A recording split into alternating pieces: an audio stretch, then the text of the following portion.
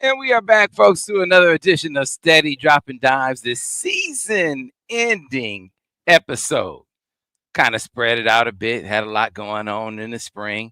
Ordinarily, we end like the end of April, early May. Man, we are all the way into June. But we got to give it to the people, right? Got to give them their full season, full 16 episodes. So we delivering to the people. And we back, and we had a full contingent. The whole squad is with you on a season-ending episode. Daniel Horton, the hater himself, is with us. That's crazy. That's crazy. He be hating. Nah, I'm just playing. I'm just joking. I had to bring you The original hate. I had to bring it back. How we affectionately said that you missed last week's show because Michigan got Yaxel and you just didn't want to celebrate. And then we told the truth. We did tell the truth and said we told the truth and said you were doing your husbandly duty and getting some good husband points, taking your wife out for her birthday. So the people in the chat can attest that we did tell the truth and said many birthday wishes to Mrs. Horton went throughout the show. The lovely Mrs. Horton. Thank y'all. So happy birthday to her, and that's what you were doing. That doesn't mean that you don't be hating sometimes. Like, like when I said, Danny Wolf is a first round pick, and you was like, Sam, why you gassing these people up, Sam? No, first of all, now see how they changed the conversation. He said he was going to be a lottery pick, is what he said. He didn't say just first round pick. He said lottery pick. He said and that was a discussion. Daniel. He said first round. No, it got up to people calling him a lottery pick as well. I think we discussed both. And I eventually said he might end up being the first round pick, but I didn't think he was a lottery pick. And if you watch my other show, my other podcast, you will see. I break it down for you. See, Sam, Daniel don't be hating. Not at all. He may have some revisionist history there. But he don't be because I came back on the later show. He made a couple plays against Minnesota, and I said on that show after the Minnesota game that I thought I was coming around to him being, a first round pick. Okay. So I said that. All right. Well, we got a lot to get into on today's show. You got to earn it with me, brother. That's all. I mean, hell, man. I mean, what Dusty got to do, brother? What he got to do? I mean, they came in, got a really good transfer class, won the Big Ten tournament, went to the Sweet 16, and then went and got the number 2 portal class in the country and the number 1 guy in the portal. I mean, no, I'm happy for him. I don't know what you want me to say because you still have to go out there. I don't give a what they rank you, whatever. You still have to go out there and play. And this team, these group of guys hasn't played it. So I know later on you're going to ask me for a prediction. And I'm going to give it to you, but go ahead. Go ahead. Hey, I'm telling you right now, I'm happy for him. It's crazy. I don't know what you want me to say. I'm happy for him. Yeah. They got I think Yaxel's a big time player. Big time kid. So I think what people were saying was Dusty May, you got to give him that credit, man. He out recruited the NBA. Okay. No.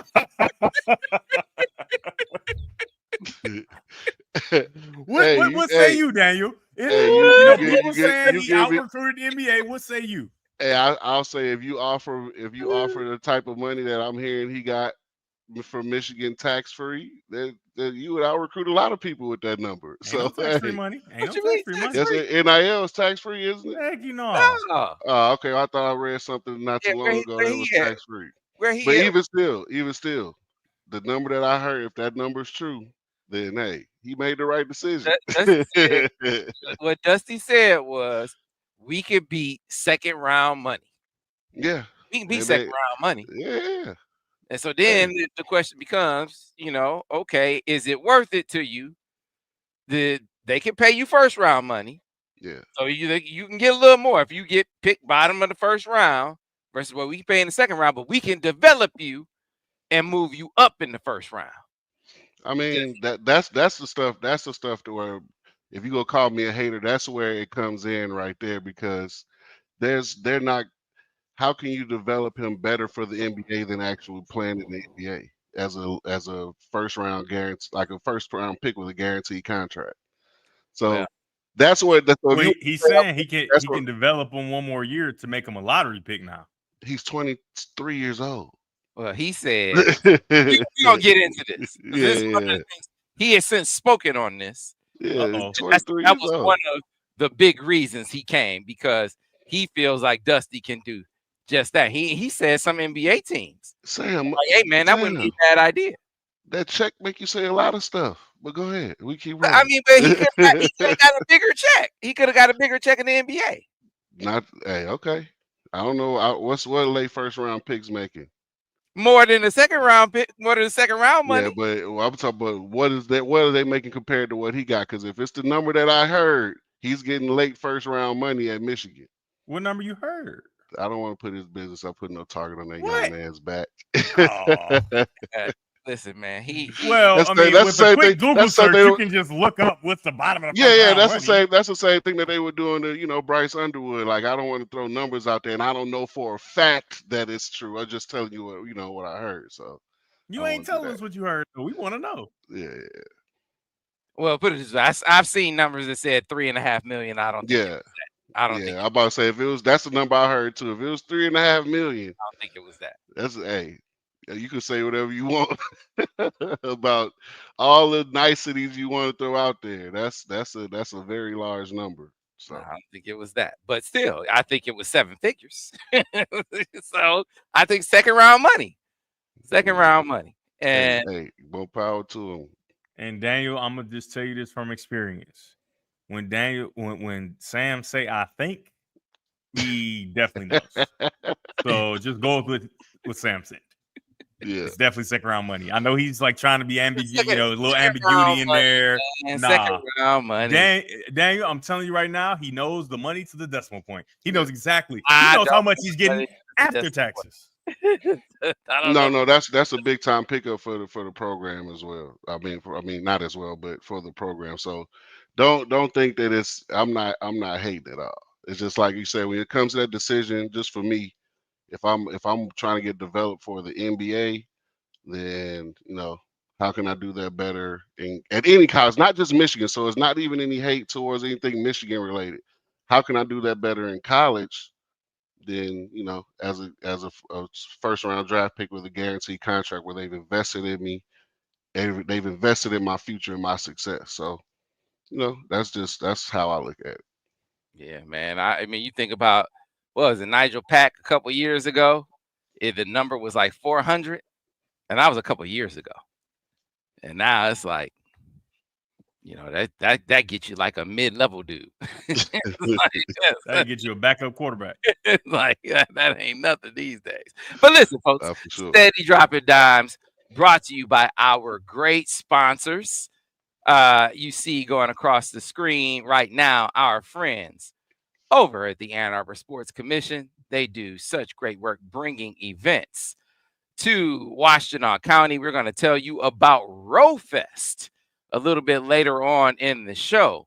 So we've told you about the great sporting events on the football field. All they commissioned the study that told you $226 million Michigan football brings into Washtenaw County. That's not even the money that people in Washtenaw County that reside in Washtenaw County spend on Michigan football. That's the dollars that come from outside of Washtenaw County. So listen, folks, you talking about understanding the economic impact of sports on the community. Our friends at the Ann Arbor Sports Commission, they find out about that. Then they help bring events like the NAIA cheer and dance competition, cheer and dance championships to Washtenaw County.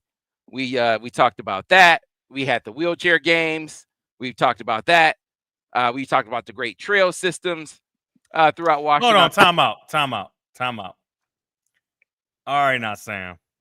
It's almost 2 years later, and you've been talking about these trails, and I still ain't seen no footage, no proof that you ride these trails. You've been lying to the people. You've been lying for 2 years about how you be getting busy on the trail. Hey, I'm bringing video. I'm putting up a GoPro. I'm blah, blah, blah, blah. Chat. Tell the truth. He still ain't showed us that he actually has ridden the bike in his life. Hey, DG. Hey, look, you can look and see Sam looking good with the weight loss and his health journey. But I know that bike trail ain't part of it. Don't give me that side. All right. So here's what we're gonna do. I commit to here over the next couple months. I'm gonna put on my wife's GoPro, and I'm gonna hit the trail with the GoPro. So when next season rolls around, I'm gonna have some trail video to show on for one of the sports commission videos. I've heard this. I'm gonna be able to show it. And over at Rolling Hills, they have like this big hill that you gotta. I mean, man, if you ain't about that life, you can't ride up this hill on the bike. I'm gonna be honest, Sam. You got to be about that life. You don't know about that hill. You've only heard about it. No, I'm just telling you. If you not about that life, you got to walk up that hill. You can't ride up it. So I'm gonna have the GoPro riding up the hill. When we come back next season. When we come back next season, I'm just telling you. I'm making that promise right here on the show. So, but I say all of that. Crash on there too. Don't edit it. Keep the crash on there. I say all of that to say we're going to tell you about the great water opportunity, great water sporting events here in Washtenaw County as well, over on Ford Lake, where RowFest is coming to town. And so our friends at the commission will tell you about that. And then, of course, our great sponsors at Golden Limo. Be getting with them, as a matter of fact, this weekend with their brand ambassador, Zeke Berry. Going to be doing some great things with him. This weekend, next weekend. Next weekend, too. I mean, they're doing a lot of things. My bad. Yeah, I'm just talking about the one I'm invited to. Yeah, man. Yeah, so a lot of great things. Earn that NIL money. I was about to say, Sam, it's Father's Day that we doing that. Yeah, a lot of things going on. So I mentioned bold predictions. All right.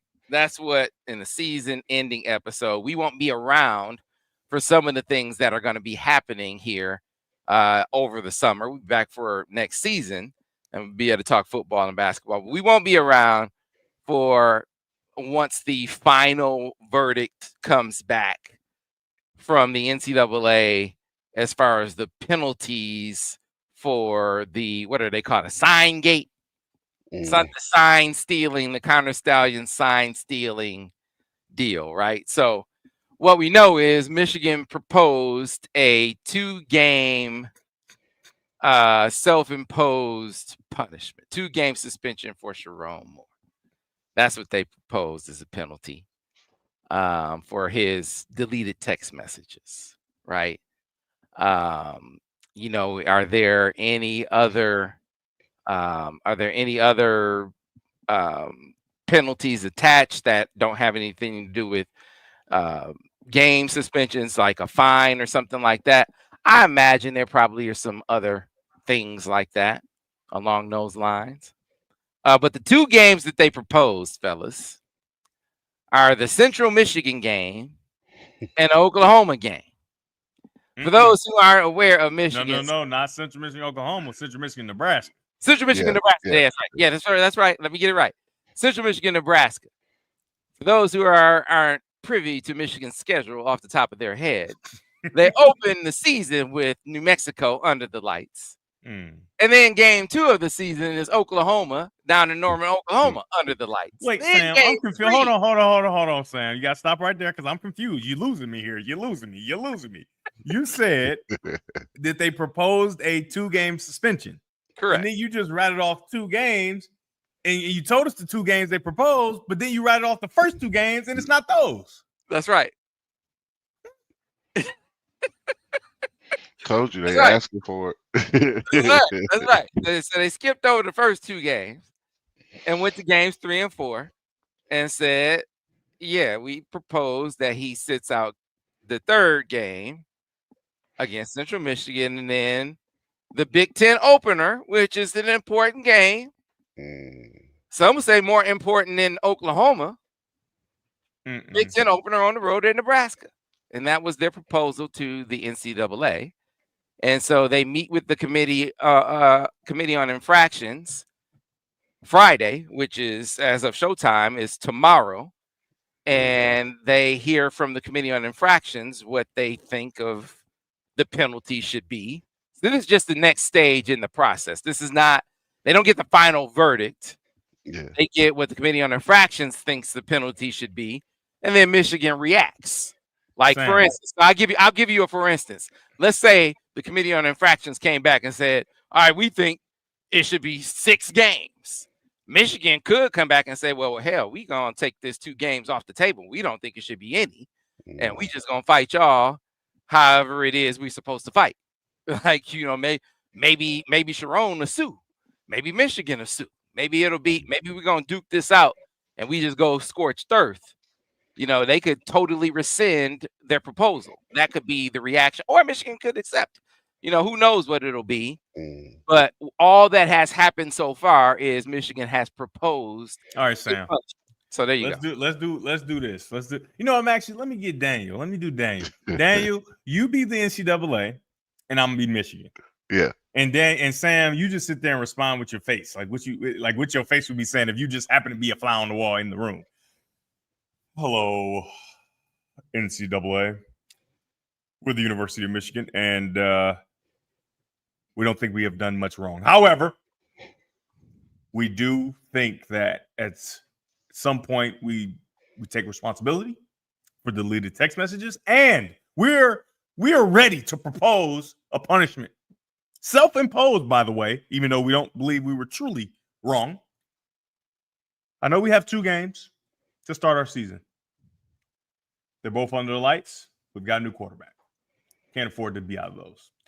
So we propose that we sit out the 3rd and 4th game. What say you? You talking? Yes, sir. Yes, NCAA. I am talking to you. Sorry, I didn't know if you knew or not. I'm talking. To you. You know you messed up, don't you? Hey. Now, if we play this out right, I'm walking out the jailhouse with no penalty, because Kane walked out. He walked out of jail. They didn't have no proof. You know you messed up, right? You know you messed up, don't you? Bill Duke thought he had Kane, and Kane walked out scot-free. Right. He did. Right. But not.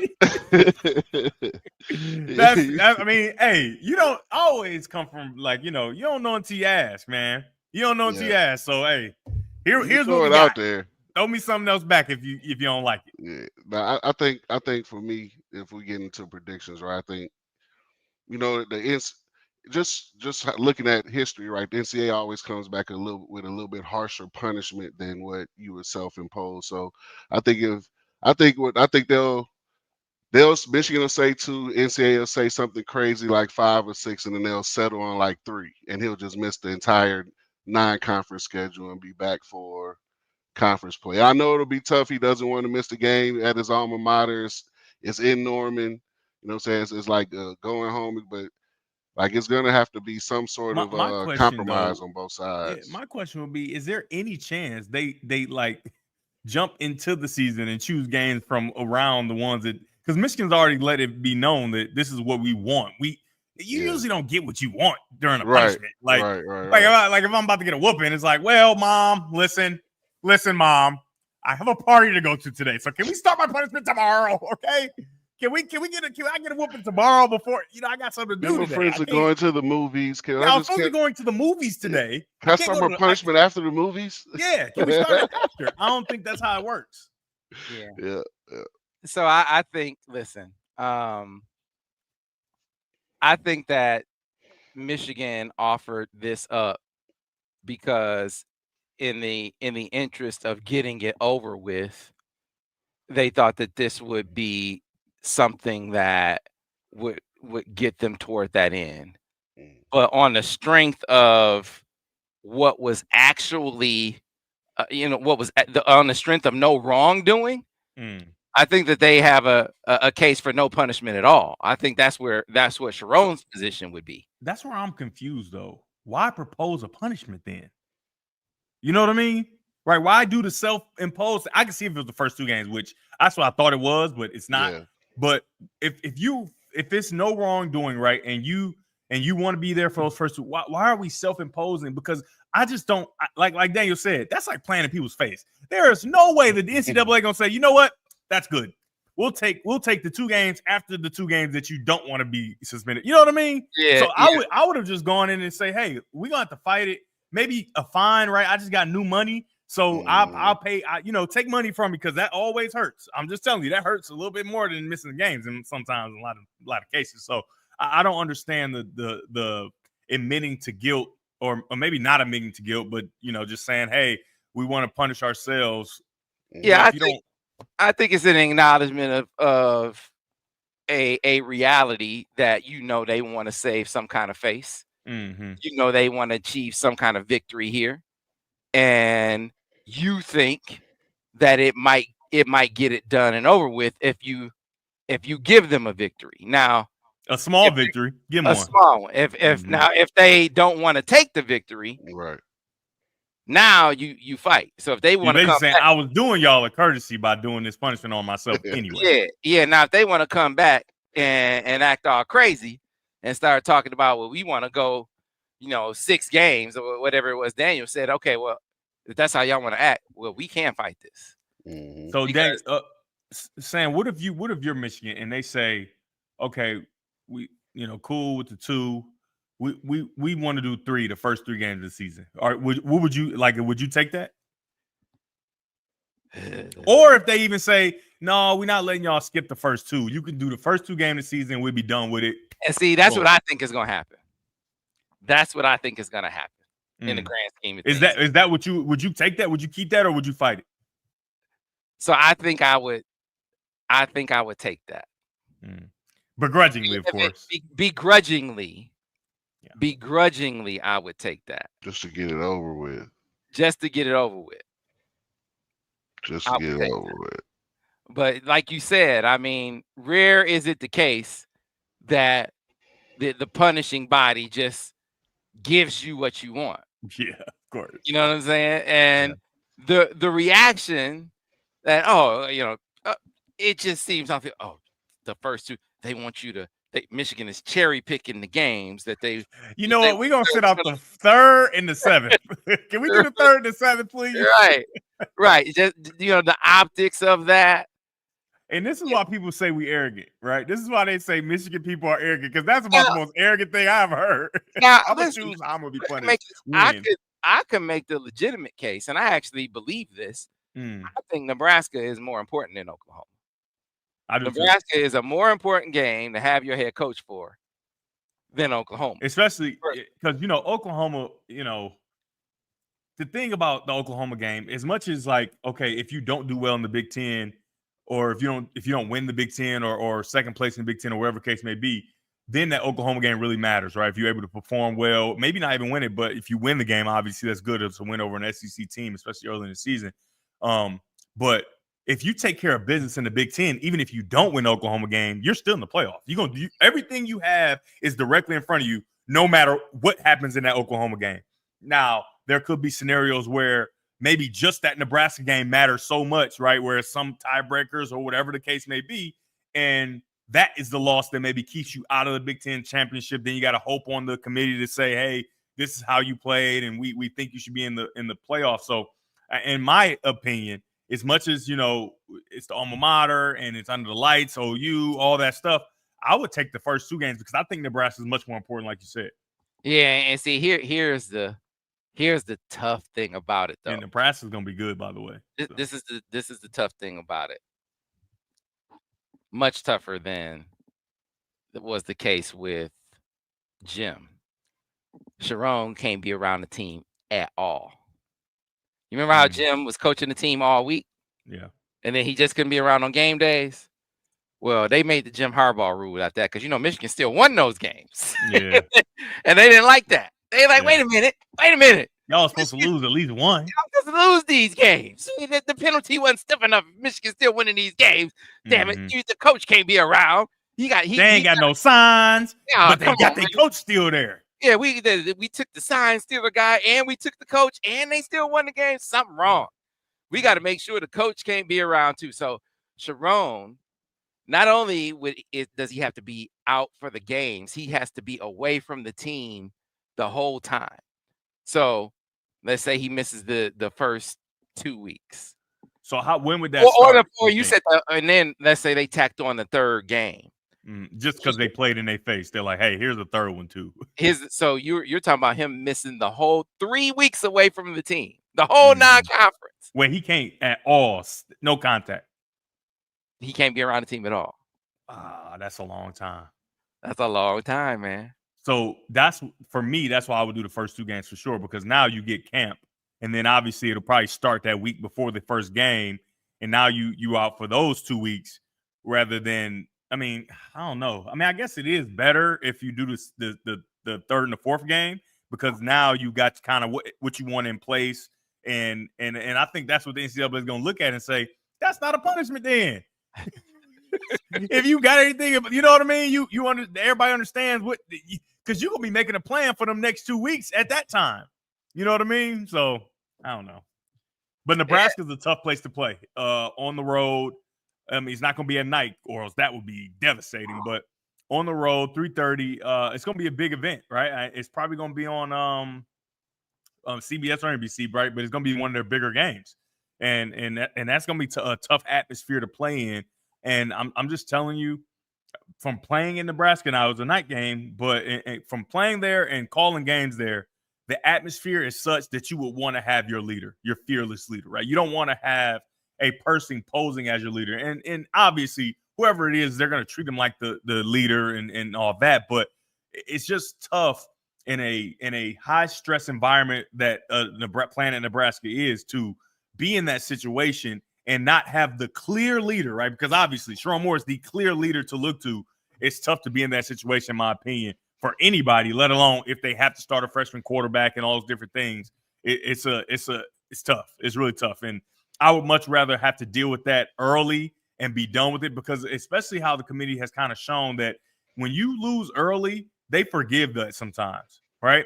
Especially they take into account, well, they didn't have their coach with the young quarterback, right? So you lose those 2 early games, or, maybe, I'm sure you should beat New Mexico no matter who's the coach, but maybe you lose to Oklahoma. I think that will be forgiven, right, after you play well throughout the year. However, in the Big Ten landscape, there is no committee. There's win these games. You know what I mean? There's no opinions involved with the Big Ten and finding out who goes to the Big Ten championship and different things like that. So there will be no grace for maybe you lose to Nebraska and it's like, oh, well, you didn't have your coach there. Well, that doesn't matter, right, in the Big Ten. But in the national championship landscape, it certainly does matter. And the committee, I've done the mock committee, right? So they bring some media guys in to do like the mock committee, and it's a strenuous process, man. And we only did like half of what they do because it takes too much time to do a full season. And just in those meetings, it's long, and those conversations come up of like, hey, it was a monsoon that game. Yeah, they lost. However, it was a monsoon, and we can forgive that. Hey, they didn't have their coach against Oklahoma, and they had a freshman quarterback. That's not something we're going to penalize them for as we continue to pick who's going to be the 14 teams in the playoff. Yeah, I think they're gonna move the games to the first 2. I think that'll be the NCAA's reaction. Will they try to tack on a third game? If they did, I think Michigan would fight that. Yeah. I think they would fight that because I think the 2 games. The third game is Central Michigan, though, right? The third game is Central Michigan. So do you just let it go? Like, hey, we don't want to deal with this no more. We'll take Central Michigan too. I mean, but we should be able to roll our helmets out there and get Central Michigan. Yep. And honestly, Sam, if we can't roll our helmets out there and get Central Michigan, that's a problem. Yeah, you should be able to roll your helmets out there and get Central Michigan, but you also want to have your coach back in there getting acclimated before you go on the road for Nebraska. But I guess, man. Sam does it so I guess if it got it over with. Yeah, I'm about to say if it ends it, just do it. Just take it. If the third game got it over with, I guess, and I also think a stiff fine is going to be a part of it. Either way, yeah, they fined me in college for nothing. So if I got fined, he better be getting some kind of fine. I ain't hating or nothing like that. I ain't think about it, Sam. It's been dragging on for a couple of years now. So, like you said, if one extra game gets it done and over with, and we move on. Yeah, I mean it's been too long. It's been too long, in my opinion. They got to just stop this. And obviously everybody knows it's a last ditch effort for the NCAA because we know that their power is going away, and they're like, hey man, but this is one we gonna get this one. We gonna get something. Hey, I'm from around the way. We've been stealing this money from these kids and doing what we want to do all these years. I'm leaving here with something. I'm leaving here with something. And just to be clear, because it was reported on another site earlier today that Michigan had self-imposed an official visit restriction, which was false. Yeah, that's stupid. It's stupid because who reported it is it did not happen. Even making a fake report, nobody would do that. You can't touch recruiting. You can't self-impose recruiting. That's crazy. It didn't happen. It was totally made up. I mean, you had coaches who put that report up. Man, if I could show you the text messages, like what the? I was like, man, come on, this is. I mean, coaches was like, what the hell is this? Who made this? What the Heliante? It was like, who made this up? This is made up. Halliburton. What the Halliburton? You had kids thinking they was getting lied to about why they wasn't brought up on officials. Like, man, this is garbage. What's this bull? Oh, so kids who couldn't come on the visits, they thought that they was getting lied to. Okay. Like, man, people think we lying about stuff. Man, this I could, and people always be, I think I'll be a pretty good coach. I'll be all right. I think I'll be a pretty good coach. And people be like, well, why you don't want to coach? This is why. This is garbage. Having to deal with all this. Not only are you gonna have to call 15-year-olds, 16-year-olds, 13-year-olds at some point. Right now, it's getting younger and younger. It's turned into basketball and kiss their butt. But then you gotta keep kissing their butt when you get them. Man, you can't, when you gonna coach? When you gonna coach with all this butt kissing? So to be clear, Michigan has not cut any official visits. They have not limited official visits in any way. The only restriction that they imposed was when they took coaches off the road for that blackout period that they had last month, and that was tied to the penalties from the whole Burgergate thing. Oh my goodness! They still had penalties from that. They were serving. So kids are getting $1 million, 1.2, 15 million, all this, but this man can't get a burger at the Jug. Oh man, no. Well, you had analysts. They had an analyst coaching, and they had a penalty for that. Now analysts can coach. They still have penalties from that. So anyway, that's like people that's in jail for weed. Right. What are we doing? Exactly. They still have penalties from that. They had coaches off the road for like a month. As a result, now that's over. But that's the only restriction they had. No official visits have been cut by Michigan. So for kids, if you're not getting official visits to Michigan, it's because you just didn't get it. Okay. Or whatever the coaches said. But it wasn't because of some penalty that they self-imposed that they didn't tell you about. That didn't happen. All right. So there you go. So anyway. Well, the kids that can't get official visits, you shouldn't care if they mad anyway. Oh, we didn't give you official visit for a reason. Or that they moved it for whatever reason that they moved it. Right. They could have moved it around and gave you a legitimate reason for why they moved it around. So anyway, I got a question for you real quick while we're on football recruiting. And is it true what Kirby Smart said? Are coaches really paying? I know they're not. Hopefully not doing it in Michigan. Are they really paying monthly salaries to keep these kids' commitments after they commit? Is that a real thing? Oh, that's stuff like that for sure going on. That's legit. Yeah. That's legit. Because think like about why they in high school, you talking about, right? Yeah. Think about it. They paying them to come on unofficial visits. Hey, give me 15,000, I'll come visit your school. Oh man, 15 racks to come on a visit. 15 racks, dang! Wow. Crazy, right? Just And to that vi- ain't including flying, you know what I mean? Like, just What to time visit. my play leave, coach? time my play leave, man. That's just the visit fee. No, but yeah, paying a kid to be in because that kid, if he goes on visits, right? You just heard Devin say he gets money to go on these visits. So if he's not going on these visits, you taking money out of his pocket. Mm-hmm. Yeah. So How can you stop me from eating if you really want me? So if you want him to stay in the class and not take My these, mama hungry. We then trying to DoorDash every night. then you She's need sick to of do- cooking. and so Man. that's a real life consideration for a coach. If you're going to have a kid be in your class and tell him he can't take visits to other schools, then do you have some kind of program in To place supplement that money he's that missing out on. compensates him for not taking other visits? And if not, I gotta go. Otherwise, do you have a policy that allows kids who are committed to take other visits and trust that he's gonna stay committed to you? So, yeah, it's tough. It's a tough deal out here, man. That's It's a crazy. tough deal out here. All right, Daniel, you keep on rising on them coaching ranks. You're gonna be looking crazy. You're gonna be dealing with this garbage. I'm rising in the tech world. I'm leaving that coaching alone. So wait, so did you give your prediction? I mean, is Michigan are they gonna 2-game penalty, 3-game penalty? I say it's gonna be 2, but it's gonna be the first 2 games. It's gonna be the first 2 games. If you know, yeah.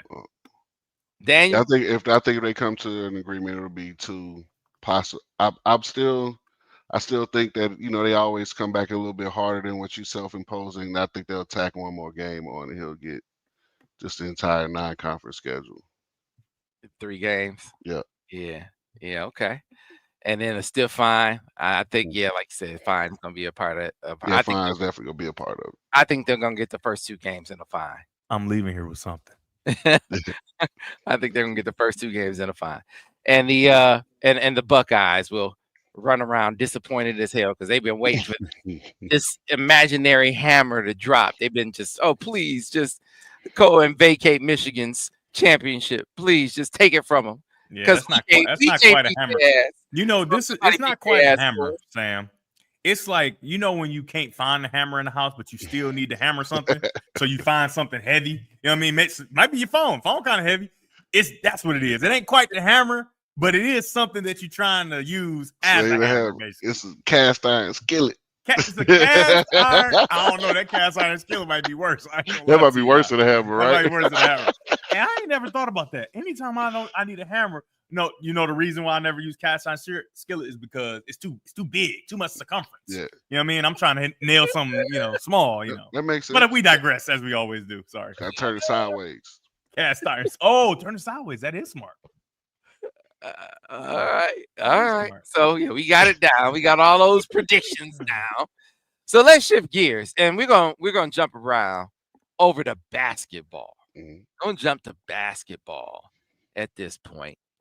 And before we jump over to basketball, this is an excellent opportunity to thank our great sponsors over at Golden Limo, because we know that Michigan basketball, during their run to the Big Ten tournament, they rode on Golden. We saw those Golden Limo buses pull up in Indianapolis, and it just seemed like destiny.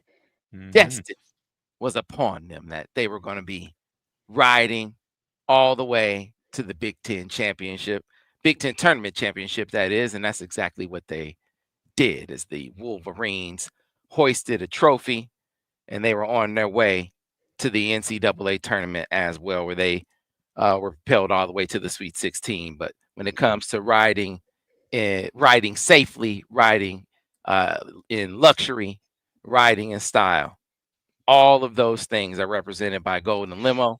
So whether it's ground transportation, executive transport, game day transport, you name it, our friends at Golden have you covered. And so large groups, medium-sized groups, or individual transport, any of those needs can be met. And we've experienced that. All of us have needed those those airport transports. We've had seen Devin, of course, individual transport where he just needs to go right to the, right up to the doorstep of the game, right to the tunnel. He gets that VIP treatment that the rest of us don't have. Sam, don't you lie on this internet. What? Wait, that didn't happen. You better not lie That on this didn't happen? internet. You said like the rest of us, including yourself. They put your straps on for you with Golden. They asked, Mr. Webb, will it be 2 straps or 1 today? Because you switch it up. You used to be just 1 strap all the time. Then I caught you that one time with the 2 straps. I couldn't believe it. Here's what I'll say. Here's what I will say. Everyone, then this is the honest truth. Everyone does feel like Devin Gardner when they ride on Golden. And Sam, that is true. That's true because they come and get your bags from your doorstep. You don't carry a bag to the car, from the car at the airport. You don't touch a bag. Yeah, I think they carried DG last time he rolled with him. Right? I'm just telling you. They went and picked my mom up for her medical appointment in Flint and brought her down here. Now I can't. Now she don't even want me to come pick her up no more. Now it's you can't drive. We already know everybody work riding with Raggedy Sam. Why don't you call the car service to come get me? Well, damn. I'm not busy. I could just come get you. Hey, you remember that episode? I don't want you to do that. Hey, you remember the episode of Dave Chappelle where he was riding around on the? Hey, he had his dreads in his hand. He was riding around. That's how DG get on. That's how they come to get DG. They carry. They put DG on his back. Yes, carry to the van. It's a service that I know First a lot of people sure. in my situation with elderly parents or grandparents, or people in that age group themselves use the service to get to their medical appointments or long distance transports. We had I know there were some women who wanted to go to a concert. They called up to the radio station and said, "Hey, we want transport to a concert. Tell us about Golden." And they called up Golden and they did it transport to and from the concert. So whatever your ground transportation needs are, Golden Limo can meet those needs. You can find them at goldenlimo.com. Again, that's executive transport, the SUVs, the Sprinters, of course, the luxury motor coaches. They have you covered anywhere in Southeast Michigan, anywhere in the United States, anywhere in the world with their transportation partners. You can ride on Golden at goldenlimo.com. All right. Now, let's move on over to basketball, fellas. Predictions on the record now that they have Yaxel Lindeborg. And we're going to start with Daniel because, Daniel, I told you several prognosticators have the Wolverines not only challenging for the Big Ten crown, but I just looked at CBS Sports before I came on. I was looking at an interview that they did. And one of the pundits had the Wolverines in the top 5 contending for the Final Four. So what say you, Daniel Horton, in the aftermath of the Wolverines getting Yaxel Lindeborg? What do you have as the Wolverines' upcoming season record? Let me pull up the number of games. I should start there. Pull up the number of games. I think that's the challenging part about like today's era of college basketball, right? When you change out so many guys from your roster from year to year, it's hard to predict what your team is going to look like the next year, no matter who you bring in or what your recruiting class may look like. And that's for everybody, not just Michigan.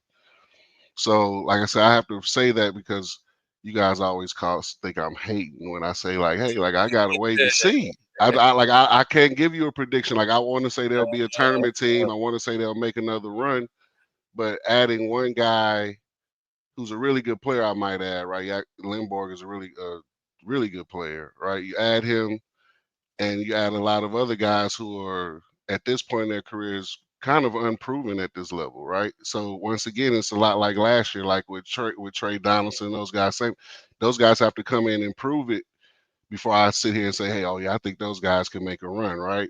Because you can still have some improvement, but then at the end of the game, some guys are not here and still members of the program for a reason, no matter how much they improve from their previous school to Michigan. So point being, I got to see before I say, hey, these guys are going to be a Final Four team or Elite Eight run with, guys who average 6 points and 6 assists at their previous school, or, barely played right at UCLA like the big 7-footer and, averaged 4 points and 3 rebounds, right?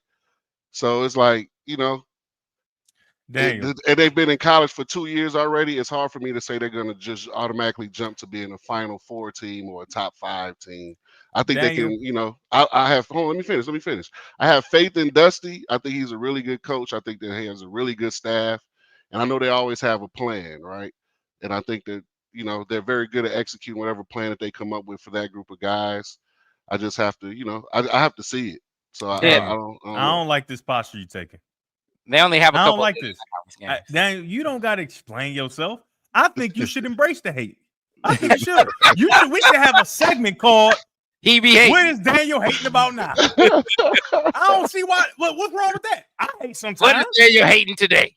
Hey, Daniel, I don't think you should take this posture of acting like you got the expertise. All right. Well, let's do it like this. You see things a certain way. Link to it too. If you hate. Yeah, because like at the end of the day, I want these guys to be successful. So it's not like I'm not saying it from a place of hate. I'm just saying before I say a guy, like I said, is going to jump from, barely, like, whatever the big 7'3" kid did at UCLA, he wasn't a key contributor, right? Mm-hmm. For me to say he's going to come to Michigan, all of a sudden become a first or second team all Big Ten players, what you're going to have if you want to become title contenders and Final Four contenders. For me to say that these guys who couldn't do it at their previous schools to come here and say they're gonna just automatically jump because no matter who's coaching them, I don't care if it's Dusty or if it's Phil Jackson, right? It's not even on. Those guys have to come in and prove that they can play at this level and can be key contributors and be high level guys, right? If you want to win at the level that you're talking about, those guys have to come in and prove that they're high level guys. And after being in college for 2 years and they haven't done it, hopefully they can do it at Michigan. It's hard to say they're a Final Four team. Like, it's hard to do that. Who do you think Trey Kaufman-Wren is going to be able to do against Michigan this year what he did last year? He did it against 2 7-footers last year. Who's the 2 7-footers in there this year? The kid from UCLA didn't even play against Purdue last year. So I don't know how you think he's going to jump in and stop, on the first team all conference guy. Kaufman-Wren is going to be able to do against Marez Johnson. He did it to Illinois last year. He played for Illinois last year. Do you think he's going to be able to do against Marez Johnson what he just did to Black? Yes. He did it to everybody in the Big Ten last year. Marez Johnson played for Illinois last year. Now, he was hurt, part of the year, but he played for Illinois. We've seen these guys play in the Big Ten before.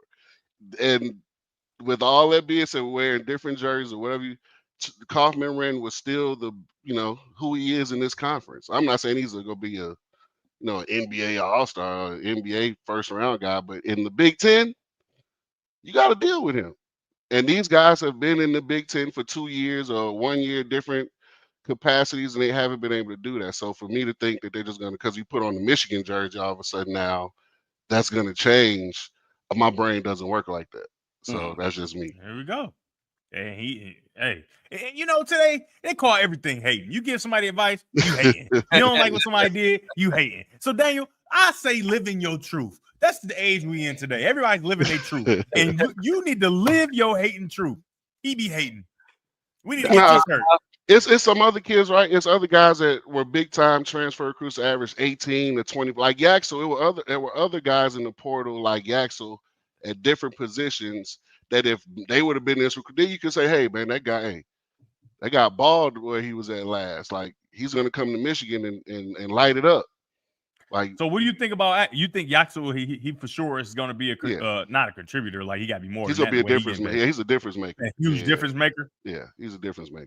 So he did not play against Marez Johnson last year. He did not play against Marez. So was Marez hurt? Marez broke his hand. He broke his hand. I think that was against Michigan State. when he Right, broke but his hand. So Sam, he's so out. so you think if they threw him out there against Kaufman Rand, it would have been different, Man, right? ain't no way he would have been able to bully He Perez Johnson. but like when he came back in the second half of the season, Illinois lineup changed. He went to the lineup, but it didn't change the results too much from what Illinois had going. So like I'm trying to figure out what makes look pull up Perez Johnson's numbers for me. And you could do per game or you could do per 40 minutes. Pull up either one. Man, I thought that Illinois' problem was coaching and the way they played. Man, all them threes they would jack. See, And the way it just you jack a bunch of threes, you don't have no 3-point shooting. Sam, you on can't disrespect Underwood, right? You can't disrespect him to hype up a kid who hasn't proven himself at this level when his coach is proving himself at this level. That's not that their issue wasn't coaching. How was their issue not coaching? No, their issue is one of not the worst 3-point shooting teams in the country, and you encourage your team to go out and jack a bunch of threes. Sam, come on, man. Sam, you're never gonna walk into a room full of coaches and convince them that Illinois' problem is coaching.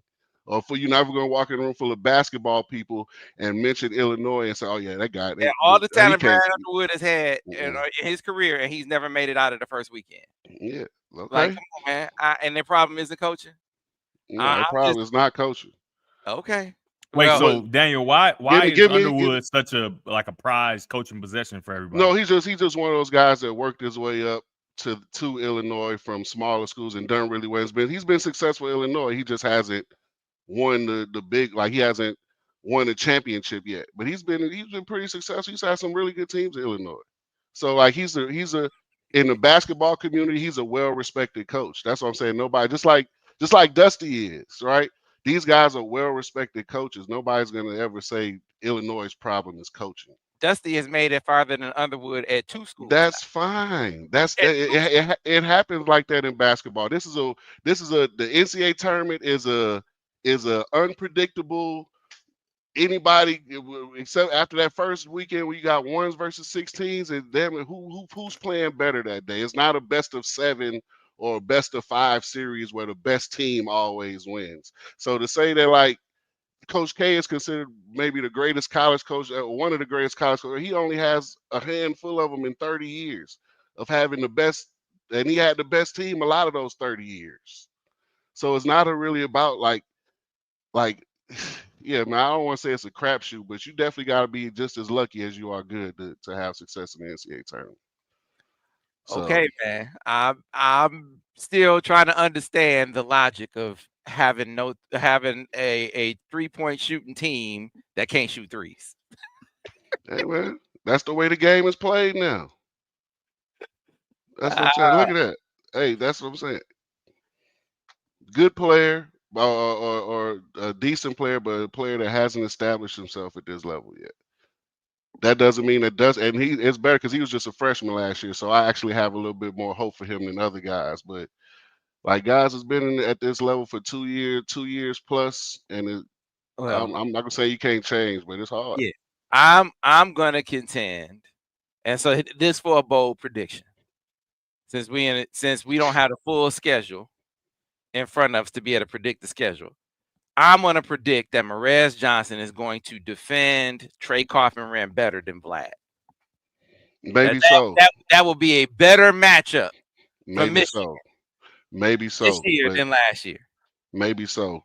But defending one man that plays for a Big Ten team is completely different than saying that somebody's a Final Four team. Right? We'll see. I'm not saying he can't. I'm not saying he won't. I'm saying we'll see when Michigan plays Purdue, whatever the date is on that game. We'll find out if he can guard Taylor Ray. No matter what we say today, we'll find out. That's my whole point to all of this. If they are what they say they are, or what you think they're going to be, or what somebody else may think they're going to be, they're going to have a chance to prove it. Yeah, that was the matchup that was beasting them in the game. They couldn't stop the dude. And that was our he be hating segment of the week. What about Braden Smith? They got 2 first-team all-conference guys coming back. They brought in the guy who was the number 1 guy in the portal before Yaxel was, the big guy from I forget what school he was, that he averaged, his numbers were similar to Yaxel. He was the number 1 guy in the portal before he committed to Purdue. And then Yaxel became the number 1 guy in the portal. So all of these schools are bringing in talented players. You know what I mean? Like, it's not like Michigan's the only one making moves. So that's why I say it's hard for me to predict anything, because all of these rosters have so much movement, more so than the past, where you'll have 7, 8 guys coming back. You're like, oh, I can kind of tell what they're going to be. Right now, these guys have, 6, 7, 8, 9, 10 new guys. Who knows what they're going to be? Dang, where would you rank Dusty May as far as like Big Ten coaches? Where would you where would you put him? Middle of the pack, top of the top, third or fourth? Like, where would you put him? After 1 year, I mean, I guess you could take into account all the things he had done before too. I mean, but that wasn't he done in the proved Big that he Ten, can though. coach in the Big Ten. In my opinion, so. Right. Like, I would have taken into account all the other things he's done. So because he's proven he can coach in the Illinois Big Ten, what he did at a lower level kind of slides into that. Yeah. So that's going to be equal to Izzo or. Well, no, this is where you put him. I'm just asking. I'm just asking because it's one of those things where he's a damn good coach. I like a lot of the stuff he does. To be honest, I've taken a lot of stuff that Dusty does offensively, and I try to do with my AAU guys a little bit, just because it's a lot. It's similar to what a lot of people are doing. But going through he's definitely upper echelon as far as the top 3 or 4 coaches in the league for sure. Oh, nice, very good. Yeah, no, okay. It's not him or Underwood. the same. I don't know. I look at them like the same. Oh my God! Oh my God! How are they the same? I think Dusty's a better recruiter. He seems like a better recruiter. He resonates a little bit more with kids. But I don't think, as far as basketball acumen or coaching, I'm not, like I said, those guys they're all damn good coaches. The Big Ten is filled with a bunch of high level coaches, definitely improved in football and basketball, but basketball for sure. Those guys are damn good coaches. Man, how are we comparing these two dudes? Damn. Has Underwood won the Big Ten championship before? Mm-hmm. Yeah, he won the Big Ten tournament in 21 and 24, and won the Big Ten regular season in 22. So he has three different Big Ten championships. Are you really ready to throw? Like that's why we tell you gotta take your maize and blue glasses off sometimes and look at this stuff. Yeah, because Dusty's a hell of a coach. Dusty came in his first year and got a Big Ten tournament. Right, okay, and so did Juwan. Won his second year, first or second year. It happens. You can't. No. But what I'm saying is you can't throw these guys. That's not to poo-poo on what they've done in a short period of time, but you can't throw these guys ahead of guys who's had sustained success.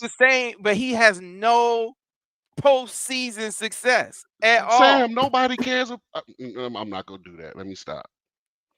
Because I know you're gonna bring up a Final Four that he went to at another school in totally different circumstances. When he goes to a Final Four at Michigan, then that stuff will matter. But right now, nobody cares about a miracle run from FAU. You're in Michigan. Get Michigan to a Final Four. Win 2 or 3 Big Ten championships like Brad Underwood has done, and then I'll gladly say, hey, Dusty's a better coach. If Brad Underwood had made it past the first weekend, somewhere he got 3 Big Ten championships. He hasn't even made it past the first weekend. He has a regular season Big Ten championship, and he has 2 of the one Dusty has. Right? Am I wrong, Devin? You got 3. Do something in the postseason. He got 3. He got 2 Big Ten championships. That's postseason, right? In the tournament. All right, that's you judge by the big dance, man. All right, man. That's where the money is made. Okay, so Michigan is being judged by the big dance. And we've been to 3 or 4 Final Fours in the history of the program, and now we're being judged by NCAA tournament. Okay, sitting here acting like playoff success is not. It don't matter because he ain't done it at Michigan. It don't matter. It don't. Man. Nobody. He's not getting any awards for right now for whatever he accomplished at FAU. He's not getting any awards for that at Michigan. Whatever awards he get at Michigan is for what he's done at Michigan. So right now, all that don't. It's like Judge by DG. What your you say, DG? resume. When you go to school as a Your 5-star, once you resume, get your on campus, overall resume. does it matter what your Your star ranking overall was? resume. Does When what you you look did at your body previously of work, matter? you look at your body of work. They look at your whole resume, not just by what you did right here, right now. When I'm talking about Brad Underwood, when I say he hasn't made it out of the first weekend, I'm not just talking about the first weekend. You while first he's of in all, the Illinois. question About his was in whole the Big Ten. Who's the I said Dusty's one of 3 or 4 better coaches in the Big Ten. I say he's one of 3 or 4 best coaches in the Big Ten.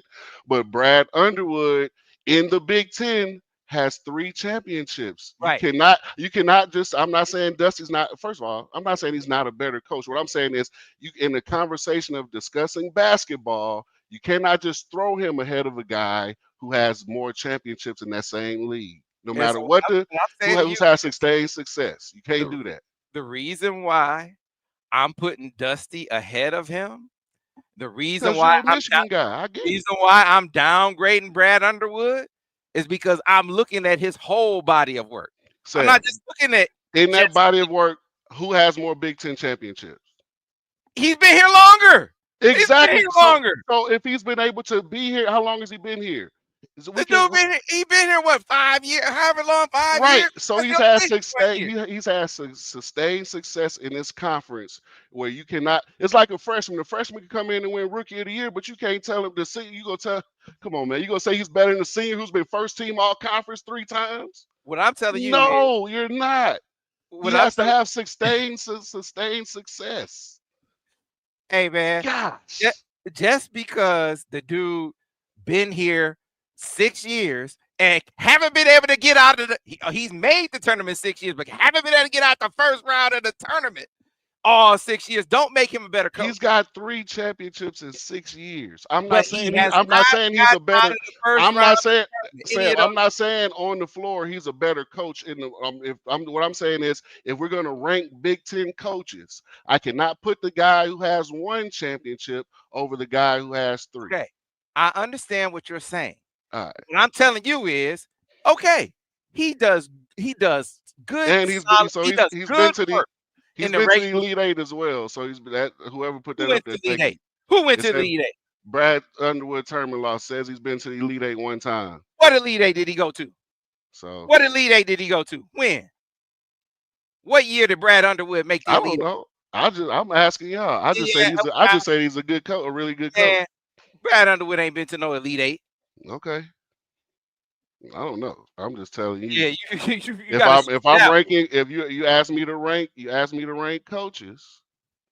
If I'm ranking coaches, I cannot put one coach who has 1. Now Dusty may end up with 7, 6. Then I'll gladly say, hey, Dusty he's the top dog. But right now he has 1. Cool. Man, listen, it's a hell of a 1 too. And I'm not knocking it. He is a better coach. When you can. Okay, here we go. All right, Dan, hold on, Sam. Hold on. Allow Daniel to present why he's a better coach. Why is Dusty not a better coach, or why is Underwood a better coach than Dusty? I not mention the championships and all that. Yeah, that's what I said. I never said that. That's not what I'm trying. I said that like a couple times. I'm not trying to say who's the better coach. I think they're both great coaches. Well, you're saying you can't elevate Dusty over him. Yes, if we're ranking Big Ten coaches, right? Izzo is going to be at the top. You can't argue with that. And I'm not a Michigan State guy. I hate them as much as anybody. But you have to put Izzo at the top. He's the top dog in the conference as far as coaches. But you cannot. And so if we're going to rank him, you cannot put him. Okay, I guess I stand corrected. You know what I'm saying? Thank you. I said that 20 minutes ago. We started this. That Dusty and Underwood have traveled similar paths, had to get to where they are. But one has been here longer and has more sustained success. I don't know. I can't say that back to back. It's a tongue twister.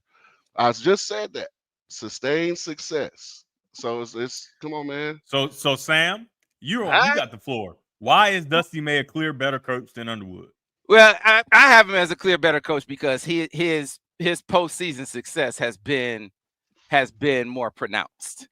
To come to Michigan and to in his first year win a Big Ten tournament championship and a Sweet 16 in year 1, and to FAU at all places to go to the Final Four. That to me screams a guy that can not only go out and assemble talent, develop talent, and to do it on two different levels. I mean, he did it at a lower level, and now he's doing it at a high level too. That says to me, better coach. You know, Brad Underwood. Look, I'm not qualified to say who's the better coach. That's never been what my argument is. Who's the better coach of the two? I'm saying right now, if we had to rank Big Ten coaches, one has 3 Big Ten championships, one has 1. So if I'm going to rank them, I'm not going to put the one that has 1 over the other has 3 because he has success somewhere else. They've all had some success somewhere else. That's how they got to where they are. That's all. That's my entire point. That's how Brad Underwood got to Illinois. That's how Dusty got to Michigan. That's how, a couple of all of these guys. You do well at the lower level. They get these jobs that they have now. But one has been in the league 5 years and had 6 years, has 3 championships. One has 1 and 1. When Dusty gets to 6 years, if he has 4 or 5 championships and Underwood still has 3, then it's a no-brainer. Boom, Dusty up at the top.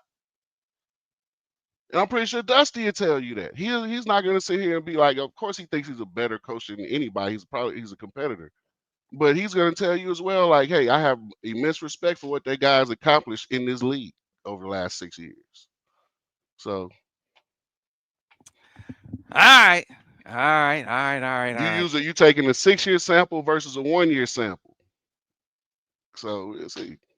Well, guys, we'll revisit this in a year or two and see how the progress has been made and see how Dusty may have possibly unseated Underwood as a better coach, but we'll see.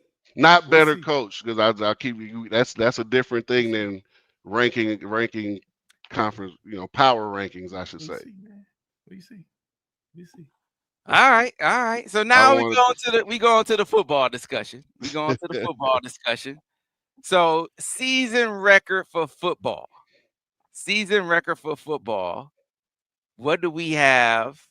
The Gridiron Wolverines finishing with record-wise, and we'll start with you, DG, on that side of things. I got 7 wins. 7 wins and a possible. 7 wins and a possible. Especially depending on the NCAA hammer, makeshift hammer, or whatever it's gonna be, right? So I got 7 guaranteed. Like everybody plays space, right? So I know I got 7 books for sure, but a possible 8 wins for the 2025 rendition of the Michigan football Wolverines. Who do you have them losing to? So I got them. I got a win versus New Mexico. A loss versus Oklahoma. Win versus Central Michigan. My possible is Nebraska. So Nebraska, I think, is going to be a good team, and obviously their quarterback, I think, is going to take the next step. So that's a tough one, right? Especially because it's on the road. So that was my possible. I think it's a win against Wisconsin. I think that it's I don't think they win at USC. What you like about USC? No, I'm sorry. Oh, you got Michigan winning at USC. I think they do win at USC, but I don't think they beat Washington.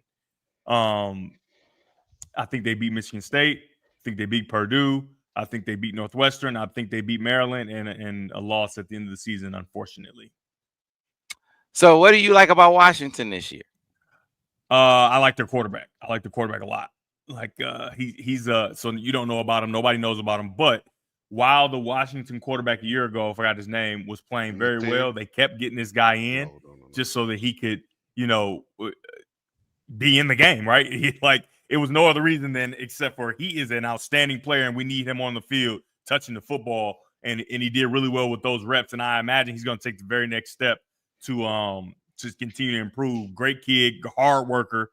And he's that dual threat guy, which we've seen. When you got a dual threat guy that can truly throw the football, right, and pass the football, and as explosive as a runner, you got issues, right, for other teams. And I think that he's that guy that has that dynamic ability with his arm and his legs. So I think that's going to be tough to deal with, just because you're not going to see a bunch of that particular style throughout the season, if that makes sense, right? They're not going to see a bunch of guys before him to kind of prep them, and it's kind of going to be a shock. I think an early shock from a guy who's got that kind of ability.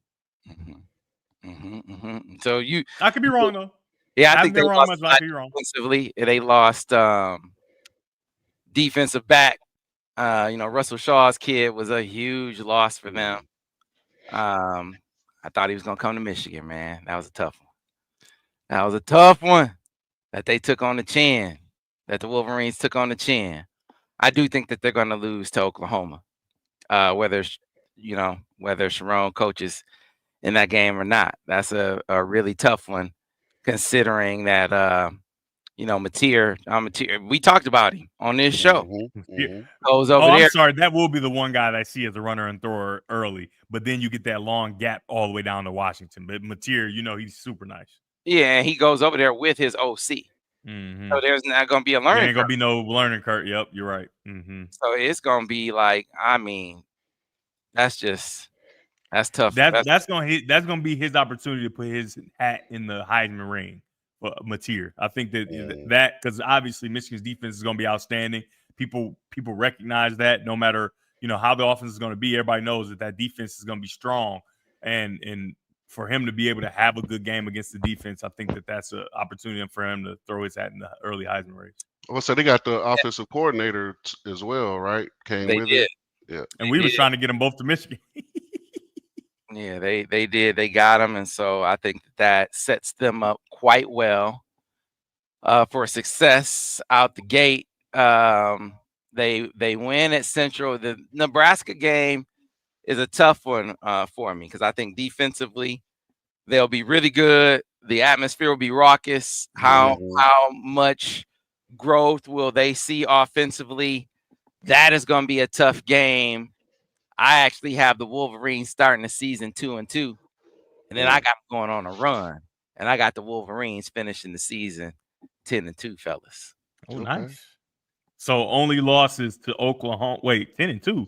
Oklahoma and Nebraska. Oh, beating Ohio State. Okay, got it. Ohio State. No, I'm not calling a loss in that game until it Ryan feels weird to call a loss ever. Until Ryan Day ain't the coach no more. Yeah. Until Ryan Day is not the coach no more. They're gonna keep beating that ass. That's gonna keep happening. That's as long as Ryan Day is the coach.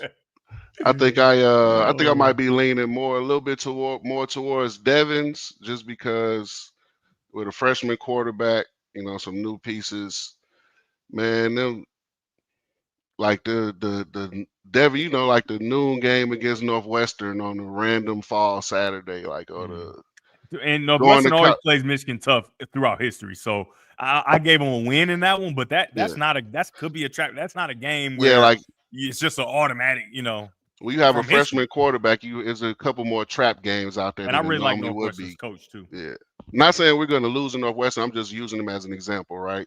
Like there might be one like you named the Washington game, right? It may be a team coming there with a veteran quarterback, and they able to make a couple more plays than we can with the freshman back there, or whoever ends up the starter, right? So I think it might. The Big Ten is a little funky like that at times, so I think I would say, like, what'd you say, 7 wins, DG? I'll go 8. I said 7, 8. Possible 8. I'll go 8. Okay. We shall see, fellas. We shall see how it works out, because I think the defense is going to be real strong, and I think they will mature over the course of the season, that offensive line running the football and allowing that young quarterback to really settle in. It won't be ready out the gate. Yeah. It's gonna take a month. It's gonna take a month to get everything offensively to the point where he's comfortable enough behind that line with that running game churning like it needs to churn to allow him to find his footing. Then by the time you get into what is that USC game? What's the next game after Nebraska? Yeah, after Nebraska. Wait, hold on.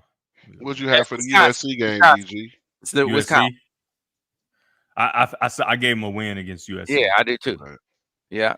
After Nebraska's Wisconsin's game, it might be a a hot seat year for Luke Fickell, man. If he, I think it is just because it's been too much, and what I mean by that is first year you go and you shock their fan base with the air raid, right? Wisconsin for years have won the Big Ten, been a player in the Big Ten, been outstanding running the football. 3 yards, cloud of dust, Ryan Dane, running backs out the wazoo, and that's what their fan base is accustomed to. And if you're going to bring in something new, it needs to work. And then to come in, overhaul the whole thing, and it not work, that's not a good deal. And then you get rid of that, and then you come, you know what I mean? So I just think it's a lot for the fan base to deal with. And I mean, obviously, I think Coach Fickell's a really good coach, especially defensively. But this isn't Cincinnati, right? This is Wisconsin. They will pay that whatever they owe you to go get a new coach. Especially because you're not doing it the way they feel, the fan base feels it should be done. So I think that's a hard fan base to turn after having so much success running the football and playing football the way they have. I think that's it's crazy you say that because I think your era of Michigan football kind of got caught in a little bit of that too. Yeah, that's that's essentially what Coach Rod. No matter what happened, they didn't like the way it looked. Period. Like they just didn't like the way it looked because that's not what Michigan has been. That's not where they found their success. So that's just how it is sometimes with these big, strong fan bases.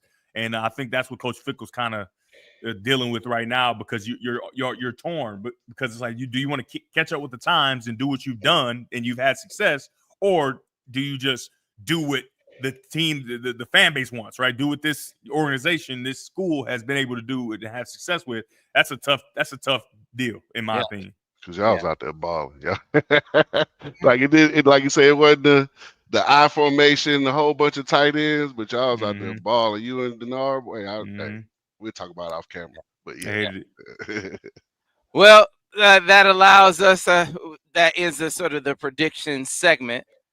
Want to now segue into the conversation with our friends from the Ann Arbor Sports Commission who are helping bring another great event to Washtenaw County. RowFest. If you didn't know it, Ford Lake, the picturesque Ford Lake. I call it a hidden gem in Washtenaw County. If you've ever been golfing over at Eagle Crest, you know what I'm talking about. Well, you maybe didn't know that it is a great rowing lake too, as the Eastern Michigan rowing team. I think the Michigan rowing team as well, but championship events going over there as well. And so RowFest coming to Ford Lake, and our friends at the Ann Arbor Sports Commission are helping bring that event to town. And so with help from U.S. Rowing, they are putting on that event here in Washtenaw County, and Megan Hughes is coming on to talk to us about that with U.S. Rowing. And so now we are going to tell you all about RowFest. Producer Ben, take it away. And we're back, folks, with another guest from our great sponsors, the Ann Arbor Sports Commission. Droppin Dimes wouldn't be possible without our friends at the Ann Arbor Sports Commission. And they've gone from actually being guests to being esteemed co-hosts because Megan has been on. I think this is appearance number 6 for me. I think I'm finally getting the hang of this. Yeah, so she can actually host the show if she wanted to. In addition to being the director over the Ann Arbor Sports Commission, she is an old pro when it comes to hosting this show. Does a great job over there, but also, Megan, you do a great job of filling the listeners and viewers in on all the great things you guys do over at the Sports Commission. So welcome back. How are you? I'm great. Today's my daughter's birthday, so it's a special day in my world. But yeah, excited to have another great host with me. I like sharing the time with somebody else and not make it just about me. So I'm really excited that Jules accepted my invitation for him to talk about the great gigantic event we are hosting at Ford Lake this summer, U.S. Rowing's RowFest. So thank you, Jules, for joining us. Yeah, thank you for having me. Obviously, really thrilled to be able to do this. I think for listeners, U.S. Rowing is a national governing body under the Olympic movement for rowing. But I happen to live in Washtenaw County. I live in Chelsea, so it's great to have an event of this size be local to me. Yeah, And I have to give another shout out to Jules. Sorry, Sam. His wife, Grace, was a speaker for my first inaugural Women in Sports event 2 years ago. She's an Olympian rower. So Jules has been a great, become a friend of mine over time. And we're really lucky to have him and Grace in Washtenaw County supporting sports. Yeah, and one of the great things I think about featuring RowFest, which we're going to tell you all about, and having Jules on this episode, is it really taps into how wide-ranging the different things you can do in Washtenaw County. All the different. We talked about the parks, we've talked about the trails, we've talked about golf, we've talked about all the different things people can do. Now we're getting people out on the water. This is the first event of its kind that we talked about, Megan. So truly something really for everyone in Washtenaw County. And this is a great kind of venture off into something different for this episode. It's great going right into the summer months. Perfect timing to talk about it. All right, so RowFest. Tell us about RowFest, Jules. So first, we just called you Jules. Some folks are listening; they aren't actually looking at the episode. They're listening on the podcast. They're listening on the radio. So Jules Zane, let's give you a proper introduction. Director of Experience and Partnership Marketing. Can you tell the folks about RowFest and all about the event and who you are? Let's give them a proper introduction. Yeah, absolutely. Well, like I mentioned, U.S. Rowing is the national governing body for the sport of rowing in the United States. It means we oversee the national team and Olympic and Paralympic teams, but it also means that we host and get to host a lot of national and regional championships. RowFest is our big summer national championship. So it's a combined event of two events that used to be split, but we've decided that it was better for the logistics of teams and also for the venues that bring us in, for us to just bring as many people as we can to one place. The teams, they drive these giant trailers with all their equipment on it, to just have them all come to one place just once and be able to bring all ages of their team to a big summer championship. That's what RowFest is all about. Last year, it was in Oklahoma City. Its components have kind of traveled all over the country. But this year, we bring a couple thousand athletes over a span of 9 days of racing, teams from all over the country. We have teams from Philadelphia and teams from the West Coast already signed up to come. Many more are kind of, spread out all over the country. We have 1,400 member organizations. We have 80,000 or so individual members. And we try to bring many of those, 3,000, 4,000 people, sometimes more, to one place to row. And so it's a combination of a summer championship for youth who go to summer rowing camps, for elite athletes who are trying to make the national team, for collegiate athletes who are trying to row in the summer before going back to their universities. And then the second half of the event is masters rowing, which is people of all ages. There is even a special category for people in their 80s. We honor them for coming to the event. And so it truly is an event that highlights kind of the all age aspect of rowing. And it's a big celebration of what we do all summer long. So U.S. Rowing, Jules, and you're in Michigan. I don't know that people necessarily would put the two together, but is rowing, is that big in the state of Michigan? It actually is. There are several dozen scholastic and high school and youth teams across the state of Michigan. There are several collegiate teams. In fact, their streak only just ended last month, but the University of Michigan women's team was the 3-time back-to-back Big Ten champion in rowing. And so rowing is certainly a sport that's around in Michigan. I would even say Belle Isle in Detroit, the historic boathouse there, has been there for over a century. And so there's a lot of rowing history here. There are a lot of, Michigan Olympians who row. My wife happens to be one of them, but certainly Michigan is probably in the top quarter of rowing states in this country. Yeah, absolutely. And so that feeds into my next question, which I think enlightens the listeners. So why did you choose Ypsilanti as the location for RowFest? I think a big part of that is we look at venues from the perspective of, is the water great? Is this a great place for people to row? Is there space for them to warm up? Is there space for them to compete?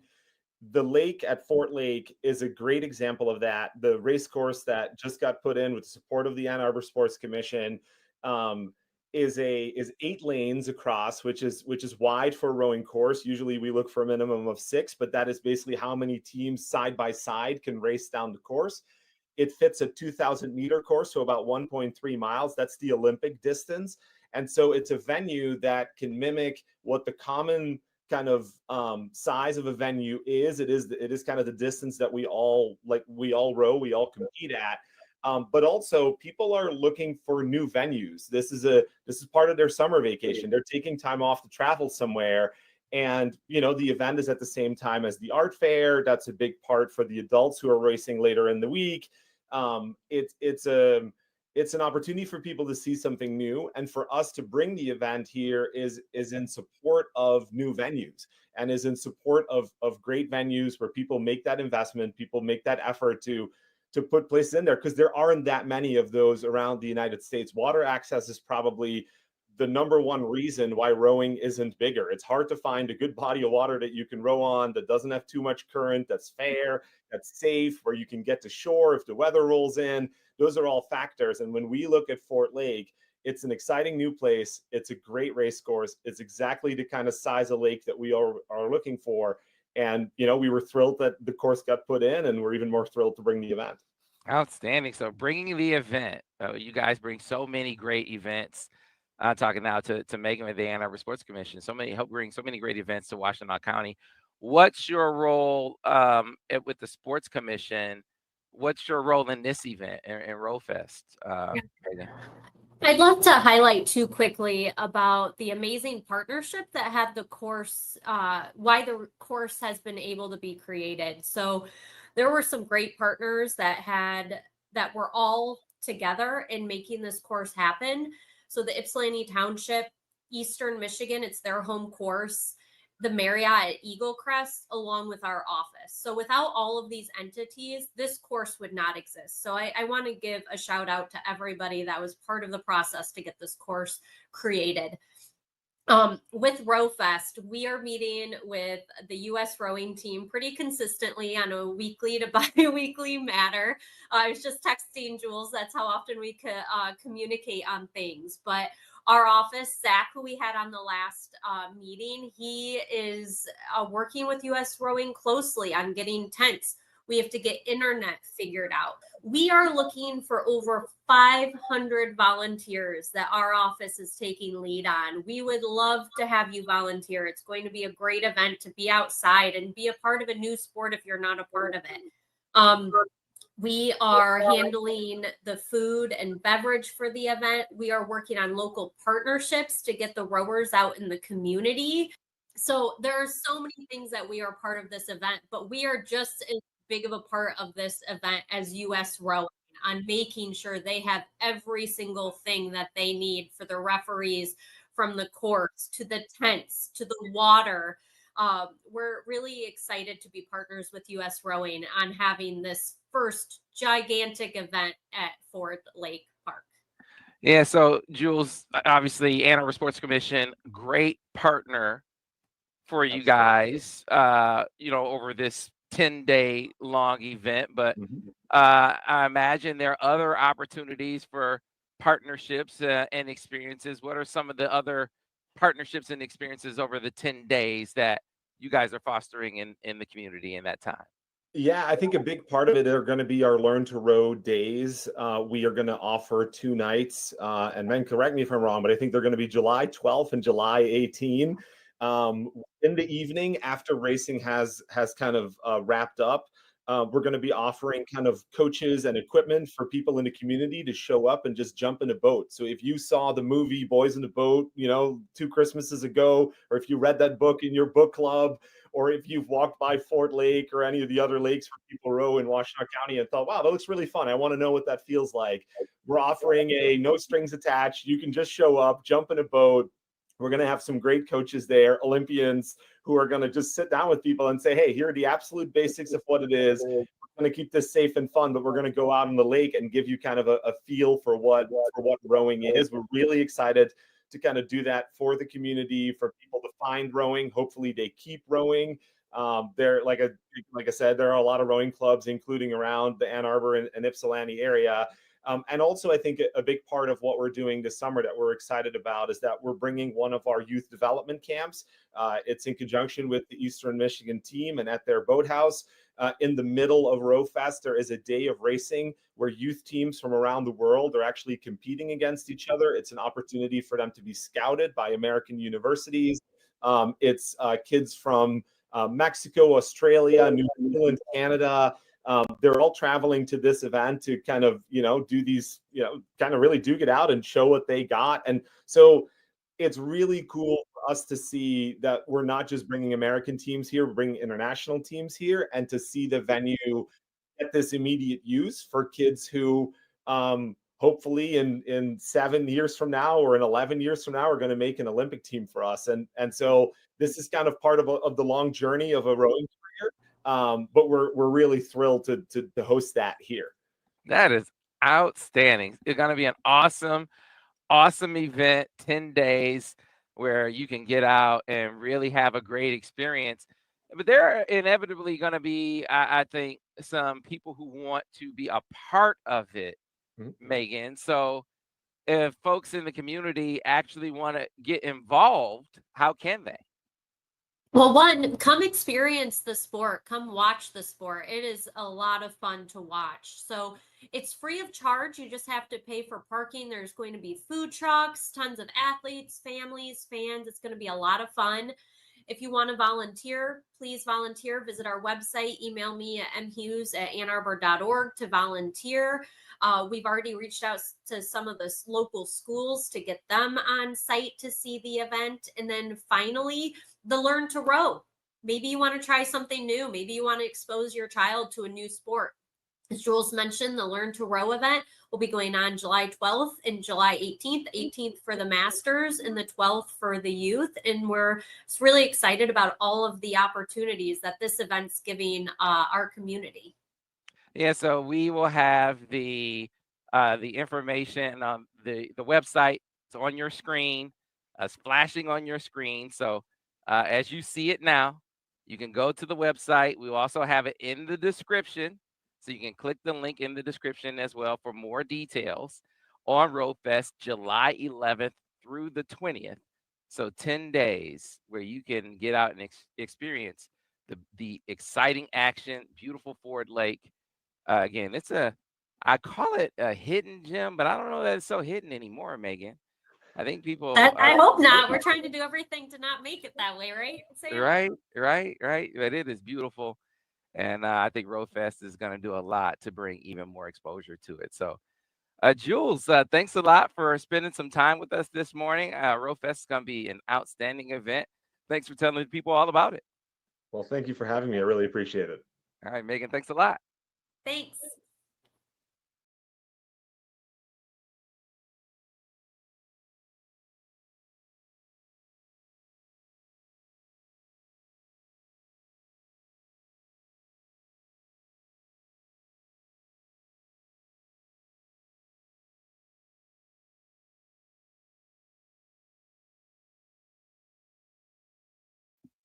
And folks, that is going to do it for this episode of Droppin Dimes. Is Daniel and Devin have both attended. Daniel had practice tonight for his AAU team, and Devin had his princely duties for the evening. And so that is actually going to do it for this season. But we will be back for season 3 of Droppin Dimes in September. So looking forward to it. Glad that you were with us for season 2. We appreciate you and all of your support. It was a lot of fun.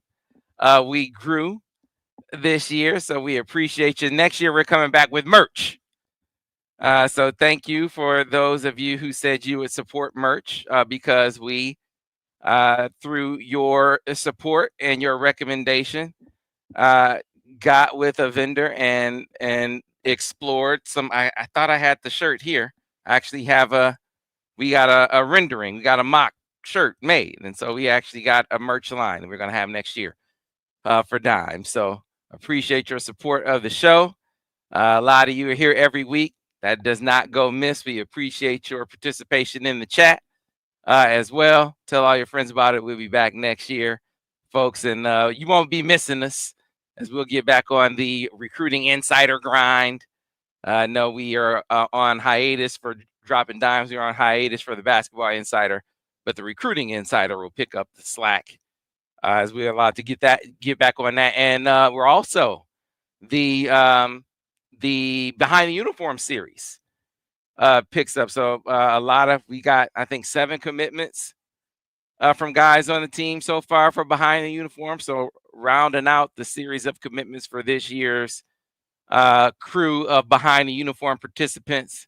Last year's crew was like Mason and KG and Will and Colston, and so we got I think another exciting lineup of crew of guys participating in this year's round of Behind the Uniform. So we almost got this year's crew set up and filled, and we're expanding as we're going to get off into other sports for Behind the Uniform as well. So excited about that. So look forward to that this summer as well. So you won't be missing us here on the channel over on the MichiganInsider.com. So again, thanks a lot for supporting us on Dimes. We'll be back on Dimes next fall, and we'll see you then. Thanks a lot, folks. Thanks for watching Steady Droppin Dimes.